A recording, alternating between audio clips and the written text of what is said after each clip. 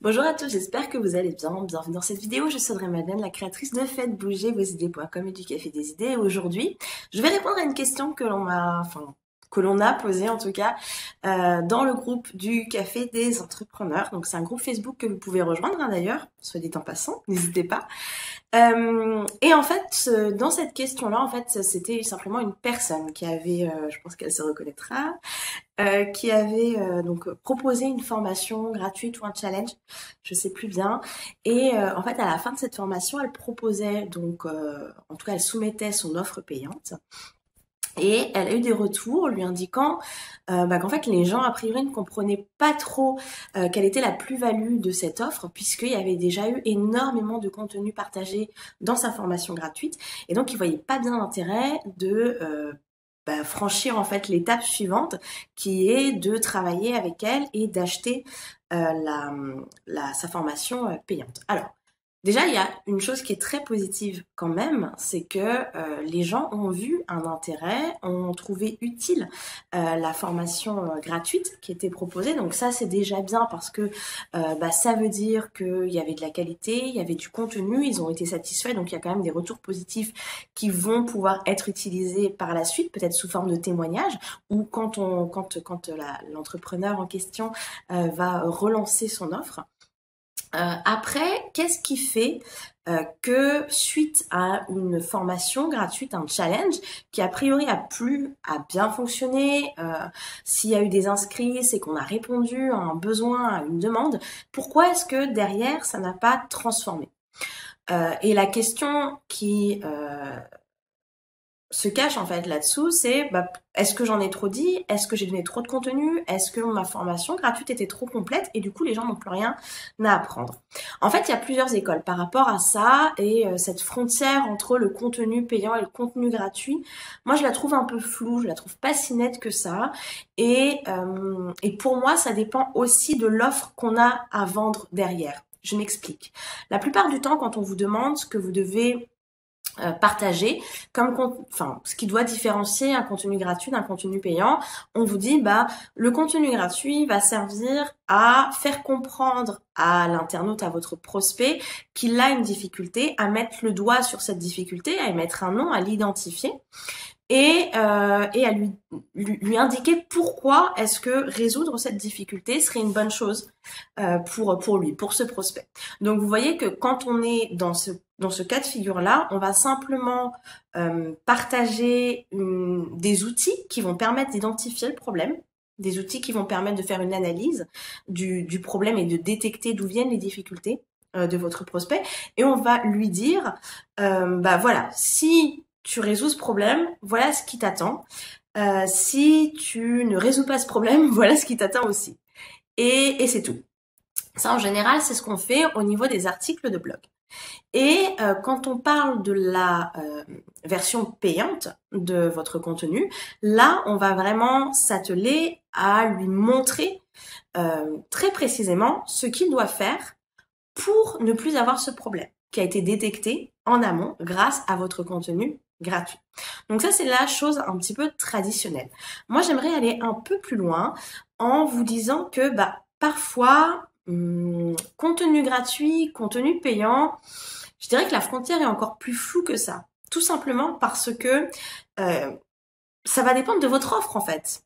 Si votre offre, c'est par exemple un accompagnement individuel, ou si au niveau de votre positionnement, au niveau de votre valeur ajoutée, c'est le pouvoir de faire en sorte que les gens obtiennent des résultats grâce à un passage à l'action. Si dans votre offre, l'intérêt principal, c'est le fait que vous accompagnez de manière individuelle, très suivie, très poussée les gens, c'est ça que les gens vont acheter et pas forcément une solution. Mais le fait d'être accompagné de manière très fine, de manière très individualisée, voilà. Donc dans ces cas-là, je dirais que la séparation, la distinction entre le contenu, pourquoi est-ce que ça vous arrive et comment est-ce que vous pouvez remédier à cette chose-là, c'est pas ça qui va faire une grande différence parce que vraiment ce que les gens vont acheter entre guillemets quand ils vont choisir de travailler avec vous, bah c'est vous, c'est votre expertise fine et c'est le fait que vous soyez derrière eux tout le temps, pour les pousser au derrière et faire en sorte qu'ils passent à l'action, qu'ils agissent. En revanche, si votre offre est une offre, une formation en ligne, un infoproduit dans lequel effectivement l'internaute va se retrouver de toute façon tout seul et où vous allez très peu intervenir, où on aura très peu accès à vous, là je pense que la distinction, la frontière entre le contenu gratuit que vous proposez, qui va s'atteler à mettre en avant les difficultés, qui va s'atteler à montrer ce qui se passe si jamais les difficultés sont résolues ou pas, et la méthode précise qui va indiquer quelles étapes suivre, comment est-ce qu'on peut sortir de cette difficulté-là, de cette situation qui les empêche de vivre. Dans ces cas-là, effectivement, cette frontière est très très importante parce que il n'y a pas, comment dire, il n'y a pas la plus-value du suivi individuel et hyper personnalisé. On est dans une formation en ligne, on est dans quelque chose d'efficace, certes, mais moins personnalisé forcément qu'un accompagnement individuel. Donc c'est pour ça que pour moi, cette frontière, ok, elle existe, c'est un bon repère, on va dire, mais ça va pas tout résoudre. L'autre chose aussi qui peut être importante, c'est que quand vous avez fait cette formation gratuite, et si vous voyez que vous avez des retours où on vous dit mais je comprends pas, il y a déjà eu énormément de contenu dans ce que tu as partagé au niveau, gratuitement, je me sens pas, voilà, pour moi c'est suffisant, j'ai déjà bien avancé. Effectivement, ça peut être peut-être parce que vous avez été trop loin, mais ça peut être aussi parce qu'au niveau de votre communication, vous n'arrivez pas à mettre en avant la valeur réelle de votre travail. La valeur réelle de votre offre payante. Peut-être qu'on n'arrive pas à distinguer quels sont les bénéfices de votre offre payante par rapport à votre offre gratuite. Et du coup, on ne sait pas ce qu'on va gagner de plus en investissant dans votre formation, dans votre accompagnement, peu importe, alors que on a déjà l'impression d'avoir tout eu avec l'offre gratuite que vous proposez. Donc ça aussi, c'est quelque chose qui est très important et qui peut vraiment faire une différence. Donc voilà, ça c'est quelque chose de très très important et c'est donc cette histoire de valeur de votre travail qu'on doit transmettre, c'est quelque chose qui se fait tout le temps dans votre communication. J'allais dire tous les jours, bon, peut-être pas tous les jours, mais au moins voilà, une fois par semaine, très régulièrement, mettez en avant l'avantage de vos offres payantes, la valeur de votre travail, la valeur de cette offre. Pourquoi est-ce que cette offre vaut plus que la formation gratuite que vous proposez? En quoi est-ce que cette offre va vraiment les aider? Et quels sont les résultats?